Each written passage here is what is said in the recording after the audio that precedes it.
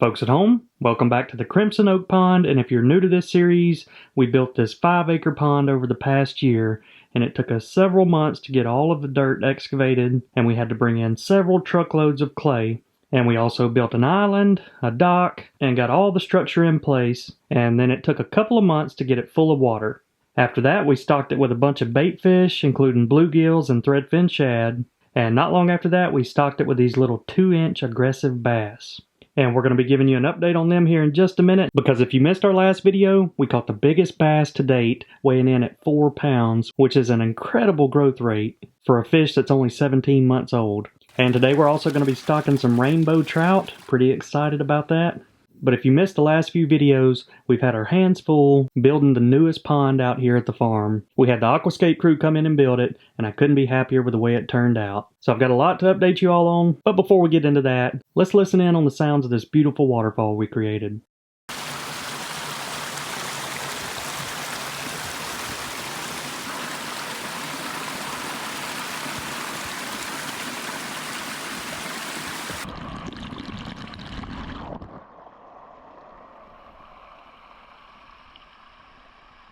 Man, it doesn't get much better than that. I imagine I'll spend a lot of afternoons sitting out here enjoying the sounds of that waterfall, especially after we add some fish. And I'm also happy to show you the pair of bald eagles that made the 5-acre pond their home. They've been hanging out here every day, spending time on the island, also spending time up in the eagle tower that we built them, and I can only imagine how happy they're going to be when they see the rainbow trout truck show up here in a little while, because they've already caught on to the feeding stations. And every day when they go off, they fly down to see if they can snag a bluegill. And I've heard that trout also eat the pellets, so we should have some happy eagles. And speaking of the trout truck, he's right on cue. We got a shipment coming in out of North Carolina of about 300 to 400 rainbow trout that vary in size from a half a pound up to 1.5 pounds. And as you've seen over the past couple years, this has become an experimental bass pond where we've added things like tilapia, freshwater prawns, and now the rainbow trout. And trout have been stocked in big lakes and reservoirs for years, and California is notorious for stocking trout in their bodies of water, and those bass have led to some world records because trout are such a good protein source. But in our case, we're not specifically stocking the trout to feed the bass, although those bigger fish like that 4-pounder could easily eat some of these. But we're doing it more for fun, so we can do some fly fishing, and the kids can get out here and catch another one of the most popular game fish in America.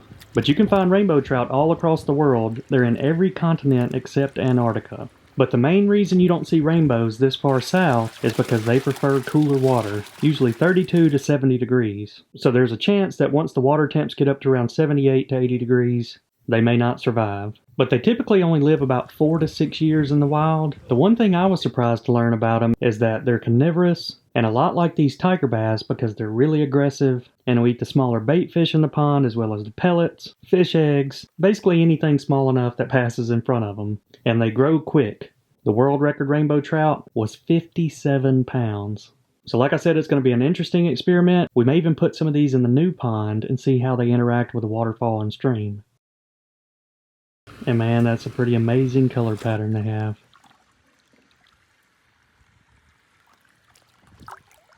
So while I was flying the drone and getting some new shots of the pond, I had some interesting events take place.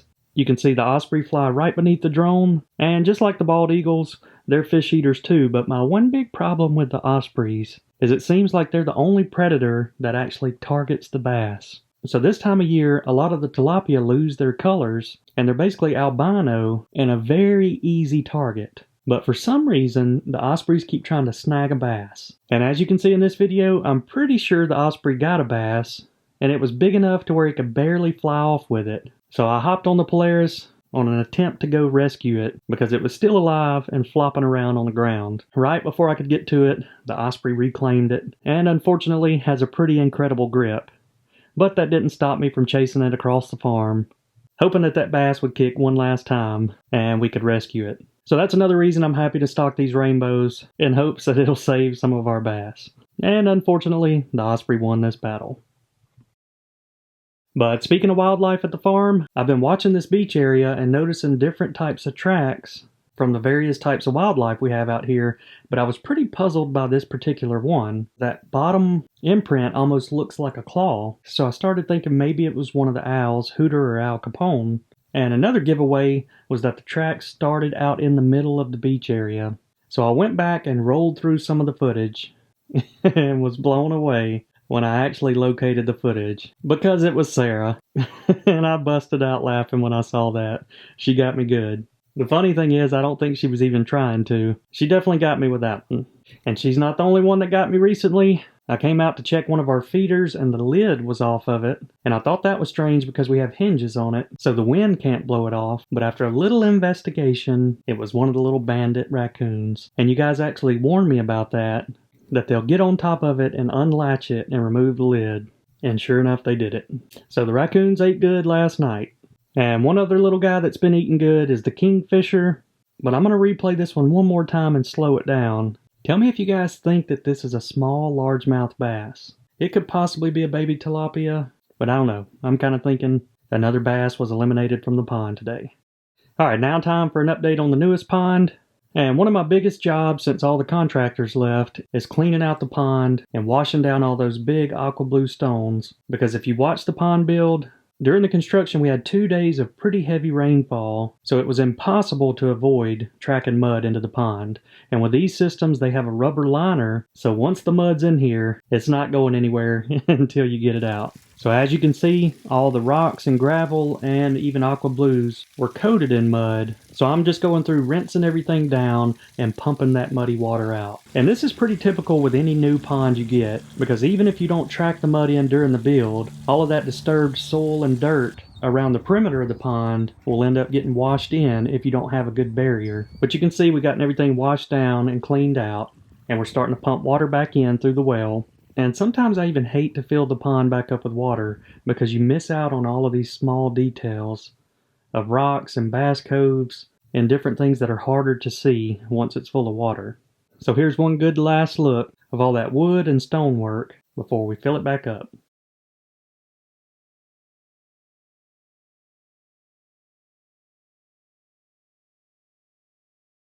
So one other small project I wanted to do while the pond was empty is stain the dock and seal it. And I think that looks much better. Instead of having that yellowish tint, now that dark tint matches the rest of the wood in the pond. And now it's time to fill it back up. The well is pumping about 100 gallons per minute, so that takes it about 5 hours to go from empty to full.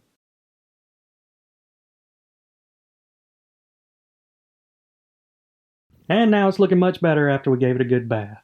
Look what I found laying around, the old Clyde's Cove sign. So some of you may remember when we built the 5-acre pond, this exact location was intended to be Clyde's Cove. And boy, have things changed since then. Alright, we got enough water level in there. We're turning the pumps back on. As you all know, with these type of ponds, it's important to keep everything recirculating. We got a big outlet down in the bottom and 3 or 4 right here around this perimeter. And next up, we're turning the waterfall pumps on. So the water gets pumped up through the wetland filter, over this first waterfall, and down through this bending stream until it hits a series of cascading waterfalls. And today's video is brought to you by Factor. And for those of you that have watched my channel over the past several years, you know how much I love to cook. But I have to admit, when you have those busy days where you're spending all your time on projects, there's nothing better than coming home to a pre-cooked, healthy meal. But the first thing that impressed me about Factor is their meal selections, because they have a lot of the types of food I like to eat. Steak, chicken, fish, vegetables. But one thing I really like is they typically add some sort of sauce or different cheeses, and will sometimes even spice it up. And Factor even offers meals for different types of diets, including keto, low calorie, or vegetarian. And they have over 27 different meal options each week. And a typical meal plan will range from 4 to 18 meals per week. And you can even add or reduce that number based on your specific needs. And one of the best parts is there's no prep work or mess to clean up. And since the meals aren't frozen, all you have to do is spend about 2 minutes heating them up, and it's time to eat. So if you're interested in checking them out, either click the link in my video description or head over to go.factor75.com and use code POGBAMADEC50 for 50% off your first box plus free shipping. And for a little added bonus, they also send out smoothies or keto shakes, which are a perfect little snack for days out here at the pond. Gotta love it. So I'm tired of using extension cords, so I'm trenching in some conduit and electrical cables for permanent power. And since we had the trench dug, I decided to go ahead and bury an Ethernet cable it's time to live stream some underwater views of this new pond. And one of the things I forgot to show you in the last pond build video was the finished product of this bench seating area, but Ed and Toby and some of the other guys decided to build some seats out of it. Then we used a slab from the original red oak tree, and they even cut some cup holders out. I think it turned out incredible. So now let's check in on the wildlife and see what their thoughts are of the new pond. First up, we got Mr. Longneck, probably looking for some little fishies. And then a couple of white-tailed deer, stopping by late one evening. But if you watch closely, you'll see the doe in front is very curious and wants to check out the pond. But the doe in the back, or maybe even smaller deer, doesn't want any part of it and thinks this is a terrible idea. And you can see it's even trying to talk the other deer into getting out of there by bouncing off. But the other doe's like, man, this is nice. So I'm sure it's only going to be a matter of time before a lot of the other deer and wildlife come through. But when we picked out all of our plants for landscaping, we specifically picked a lot of them that deer didn't like to eat. But only time will tell. And when the sun's coming up the next morning, another one of the fish-eating birds stops by, Mr. Longneck the blue heron. But I love this clip because at this current moment, there are no fish in the pond. So I'm not 100% sure what the blue heron sees right here, but somehow he ends up down in the pond. I don't know if he slipped or saw a shadow and dove in after it, but he definitely came up empty because there's nothing in there for him to eat. But blue herons are extremely smart and very good hunters. As you can see, he even tucks himself in the waterfall area, blending right in with those blue stones. So just like with our backyard pond, these pesky birds are probably going to give us trouble, but it's another reason I'm happy we built all the fish caves and made the pond 4.5 to 5 feet deep so those smart fish can get down there and hide. So now let's talk a little bit about the big 4-pound bass that was caught during the pond build.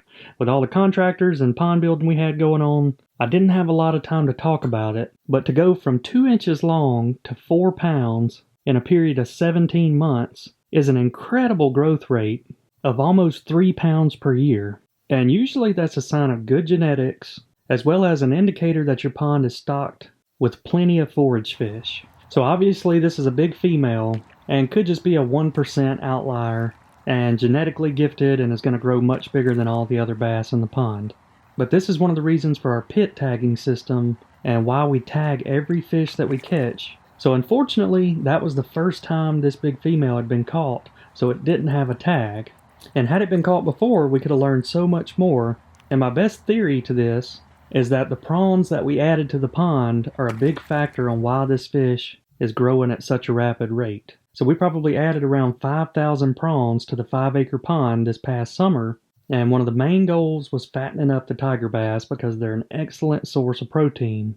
So for instance, had we caught that bass in the past, and just say it weighed 2 pounds, and then all of a sudden from the spring to the fall, it gained 2 pounds over the course of about 6 months, that would let us know for sure that these additional food sources were putting the weight on. But the good thing is that we've got a bunch of bass tagged in here, so if those prawns are putting the weight on all the fish, we'll find that out really soon as we start catching some of the others.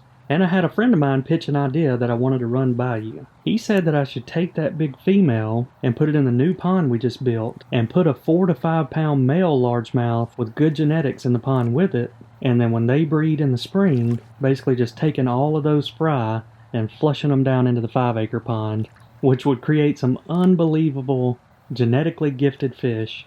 Let me know what you guys think in the comments down below.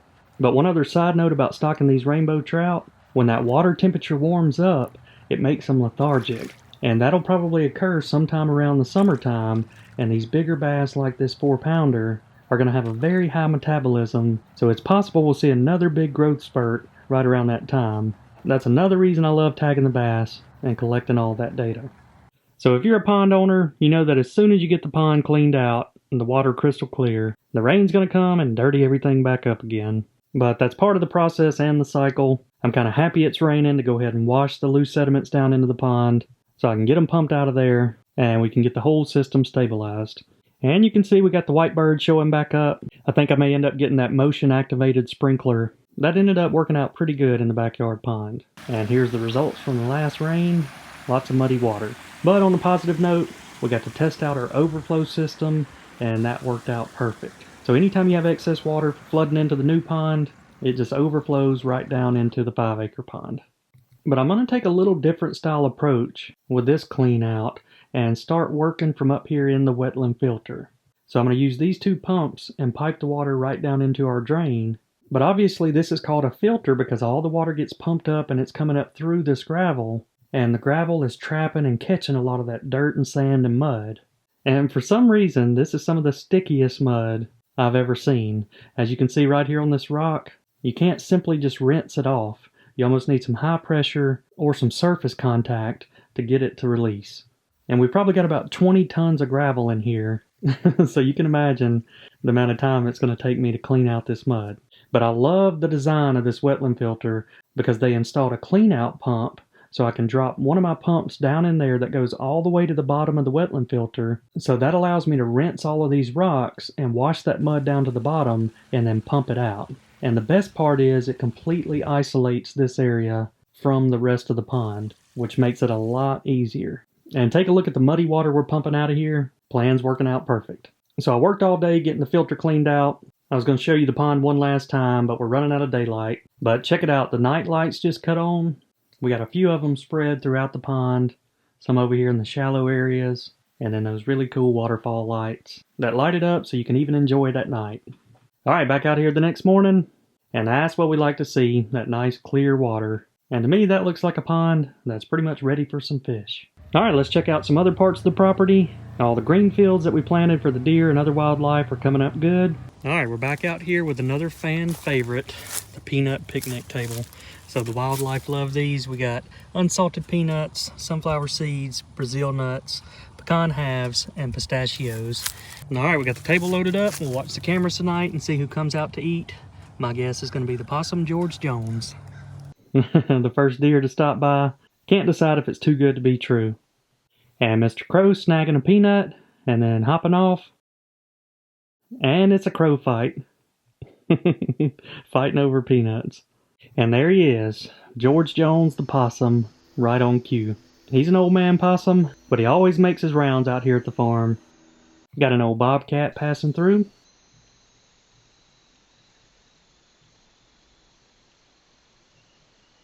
And one of the bandits stopping by.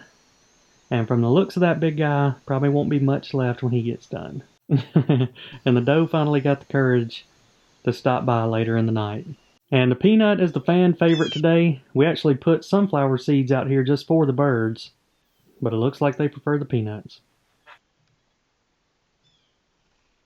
And look at there. Looks like George had a son. Not even sure if this little guy's going to be big enough to get up on top of the peanut table.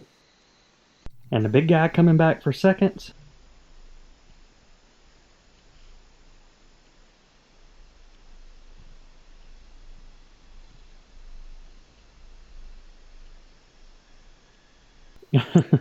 Looks like the cardinal saying thanks for the seeds.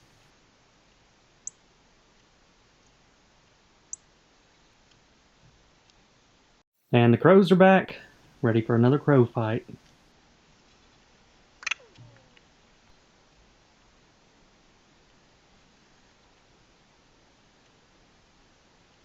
And George Jr. still trying to figure out how to get up on the table.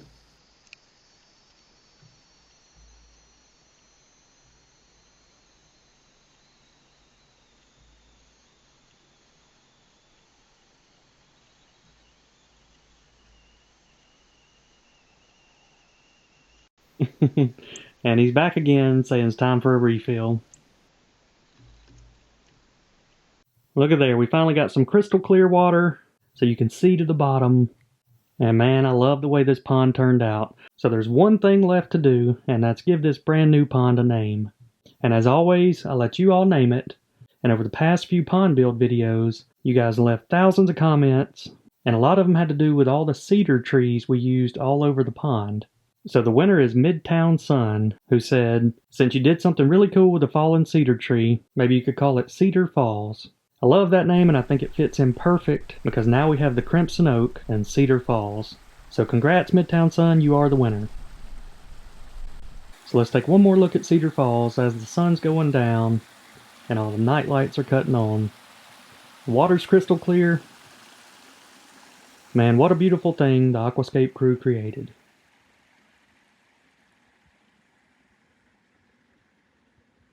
And you already knew it was coming. Had to get our first night lapse out here with a full moon right here on the beach area. And so the next thing to do with the pond is add some fish.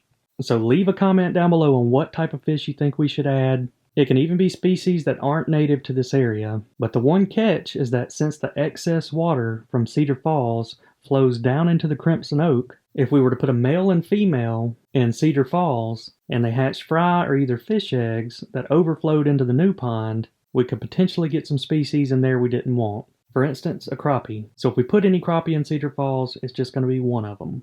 But the species category is basically wide open. Let me know your thoughts on what you'd like to see. Alright, down here at the food plot, and we're going to be trying out a new product today called the Bone Collector Blend. You can see it's a mixture of crushed products. And this is one of the white oak trees I planted earlier this year, but it's just now starting to turn colors. Check out that contrast right there. Got a young buck stopping by in the middle of the day. That's a good sign. Because just like these guys, most of the bucks only come out at night this time of year. And you can see they're still grouped up, which means the rut's still a little ways out. Group of does stopping by to try it out. So far it seems to be a good product. And George Jr. always find the stash. The bobcat passing by again, I think that's a smaller one that was possibly born this past year, because there's one that roams around that is much bigger than that. And this buck is a little too late, not much left. And George and the raccoons, they cleaned out the peanut picnic table and getting everything that's left over here. And it's been a little while since we updated you on the 300-gallon aquarium with our pet bass we called Tiger, because he was the first tiger bass we caught out of the Crimson Oak Pond. So it's time to do a little feeding.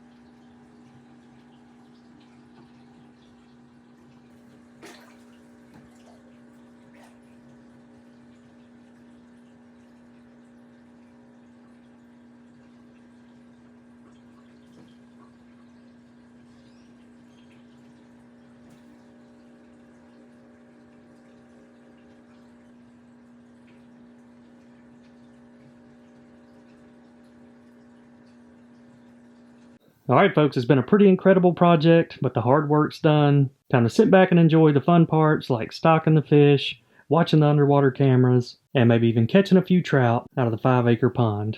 But I hope y'all enjoyed this video. Make sure to hit that subscribe button to see what type of fish we add to Cedar Falls next week. Hope you all enjoyed this one, and we will see you all next time.